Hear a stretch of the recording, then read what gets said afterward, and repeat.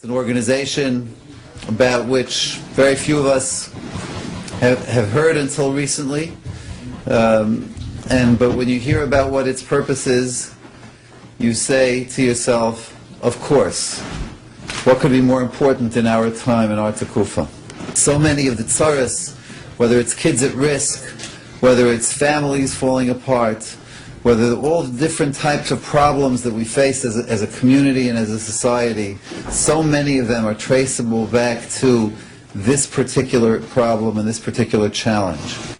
I don't think we're aware of how ubiquitous, how widespread is this problem of addiction to inappropriate material on internet and other things.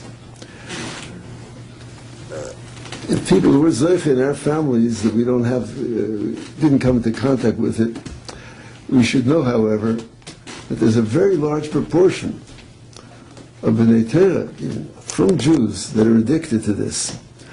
So this is all over. This is in our camp. There's a constant, every single second another person is falling prey to this, to the Yetzer Hara, this Yetzer Hara that no one guards you from. You can do it in the privacy of your home. No one can catch you. There's no fear. There's no shame. And people are just overcome by it.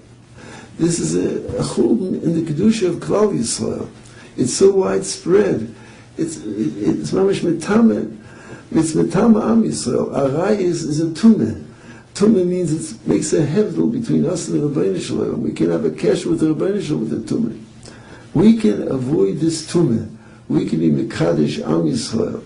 And we can do it by supporting this organization. It's not an organization, it's a movement, which is actually the only weapon we have at our disposal, and it's an international weapon that we have, which is effective. We can support it. We have to do our best, or else we're an accomplice to what's taking place. I'm trying to do my best. I was ready to come from Baltimore just to speak to you about what I consider the importance of this organization. My introduction into this problem came a number of years ago, before Guard Your Eyes was around. And it came as a result of a letter that was sent to my column in Hamodia. I don't have to give any speeches, I'll just read you the letter. I'm about to reveal something I've never discussed with a living soul and thought I never would. Your answer could save my life, or not. More important than to read your answer, I am writing this so that it can be printed in its entirety and read, because there are hundreds of people in my situation. I am a 21-year-old yeshiva brocher. I went to prominent American yeshivas all my life and am now learning in a famous yeshiva gadol in Eretz Yisrael. Modesty aside, I was at the top of my class in shiurim, widely respected by friends and rebbeim. I planned to learn many years and go into chinuch.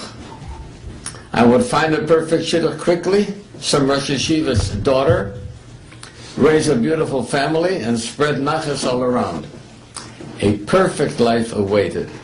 I was the frum community's model son. As far as anybody knows, that is still true.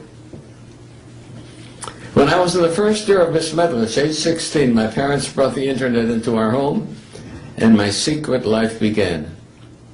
To condense the story, I was very quickly hooked on Dvorim Asurim. Let's not kid ourselves. Like every person on this planet, I was always curious. And all the blockers my parents set up fell away quickly without their knowledge. Like any person that becomes addicted to something, I quit many times. Once for a whole year, for months, many times. I buried my head in the Torah to save myself as best I could, but it always came back. Going against everything I'd ever learned, I continued. I slowly trained myself to shut God out of whatever I wanted to. That led me to more and more Averos, Rachmana litzlan. Without going into detail, suffice it to say that I am terribly ashamed of myself because I am not a loyal Jew anymore. But all this is secret. I allow none of it to show through. As much as I want to help myself, I realize I can't. But I can't get help either. I can bring myself to discuss my dark side with no one. The only difference between me and others who went off the derech is that because I am afraid to face the people who would lose respect for me, I pretend to toe the line, and therefore I am unhelpable. There are hundreds, maybe thousands of youngsters, of yeshiva guys who are seriously addicted to a secret life, such as mine. I know. I see it. It takes one to know one. You can imagine what kind of rocky futures are awaiting us. I read all the Jewish Observer articles on the evils of the internet. I want this letter to be published to say, you have no idea how prevalent and far-reaching the effect already has been and will continue to be. What you do see is less than the tip of the iceberg. My question to you is, how do I get out? Without being over-dramatic, you are reading the last gasp of a drowning soul. I had nothing to answer him. Guard Your Eyes wasn't around then. This was before Guard Your Eyes time. If I get this letter tomorrow, or something like this, I have an answer to him. There are very few people to whom I can refer to in terms of therapy, but even a good therapist in an addiction can do nothing without a powerful support group. That's the nature of addiction. That's true of alcohol, of drugs, of food addiction, of compulsive gambling, of sexual addiction, and it's true of this. But to make matters worse, we don't have many therapists that are adequately trained for this. So I don't know that there's ever been a more serious problem to Klal Yisrael's Kedusha than that which we have now. And the only weapon we have against it, the only one, is guard your eyes. And that's why it's a pikuach nefesh. And it's everywhere. There's no, the idea of get away with the internet is doing away with the telephone. It can't be done. We just have to find methods of being able to save people. And that's what we're here for. Thank you for listening.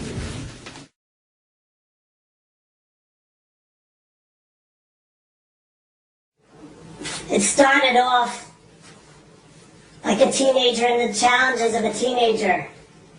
And then the internet came along. And that's really where havoc began to reach in my life. It was a challenge. It was an impulse. It was a draw. You could call it whatever you want.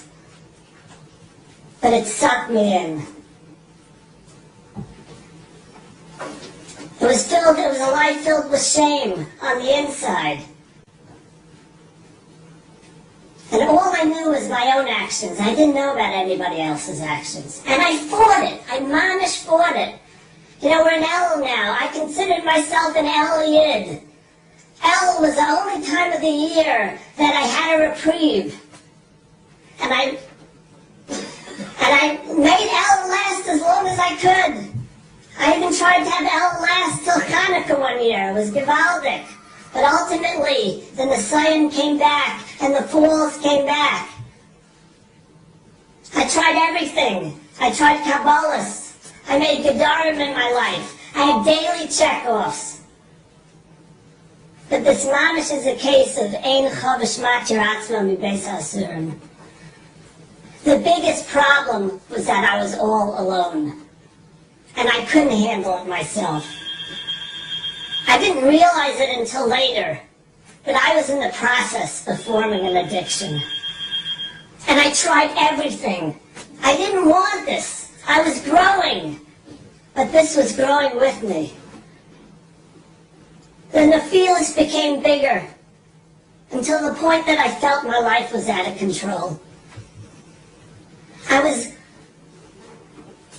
It was very painful, and it was just taking my life over. It was affecting my family already.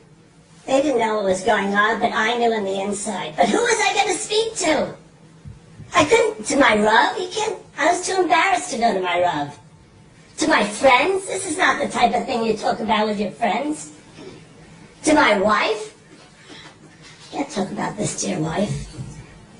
And I went through the cycle of making more Kabbalahs and trying harder again and trying harder and lifting myself up and falling and being all alone. Until finally I realized I had to do something. And I told my wife. I found myself in the Rav's office the next night, and he gave me some chizuk. But that was it. He didn't give me any tools. My wife wasn't satisfied. She forced me really to go into therapy next. I went to a therapist. I was willing. I wanted to move forward. I tried everything myself and nothing worked. And the therapist was helpful, got me to talk about it. But once again, I didn't really get tools. But the biggest hakaras hatov I had to him was he'd said, why don't you sign up for the Guard Your Eyes daily chizuk? And I did. He signed me up. And I started to get these emails. And I read about from Jews, from every walk of life, from ranging the full spectrum of our community.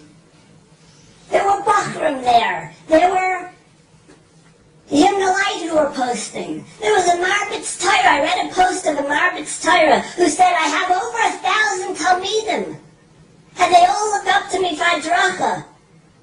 But I've been carrying this challenge my whole life. And when he stumbled upon Guard Your Eyes and he read their handbook, he said in his post, he made Guard Your Eyes his Rebbe. And I started to realize I wasn't alone. There were others out there who had this challenge. Other from Yidden who were trying, but didn't have the resources, but now they did. And from Guard Your Eyes, I learned that there was a life to live forward. There was a way out. I signed up for the daily call. There's a call, but there's a program, and they work it through steps. Until Guard Your Eyes, I was all alone. But now, finally, I had resources. Now I had people to reach out to when I needed help. Now I had a program in my life that started to help me finally move forward. And I'm so thankful, and I have such hakaras hatov. It's been almost 1.5 years of a new life that I've started to lead. I'm still giving my shiurim. But now, I'm a better father. I've become a better husband. I've become a more honest employee. This summer I was able to work on Taras HaMachshava. I can never imagine this life of having a new chance, a second start. I thought this was going to go with me my whole life because I was stuck. You know, on the daily calls that we're on, so our leader wasn't available one day. So he asked me to lead the call that day. I was happy to be of service, and I led the call. And during the call, and it's an anonymous call, so we're on the call and I'm leading the call, and a newcomer stumbles on. And you could hear in his voice how appreciative he was. He found, wow, he couldn't believe it. He had found a source of light in such a world of darkness that what he was living in. And we were all inspired from him. That night I get a call. He says, do you know I am? I said, no. He says, don't you recognize my voice? I was the newcomer. I recognize your voice. And he's someone from my community. A Ben Tyra, someone we all in the community look up to. A Gavir, a Balstaka. Learns tremendously. Everyone respects. And he said to me, this has plagued me my whole life. And I'm so thankful that I found your group. And we're starting to work together. I'm just one Jew, but I know deep down in my heart there are so many other Jews out there like me. And it's this organization that's going to help us, and help them, and help me.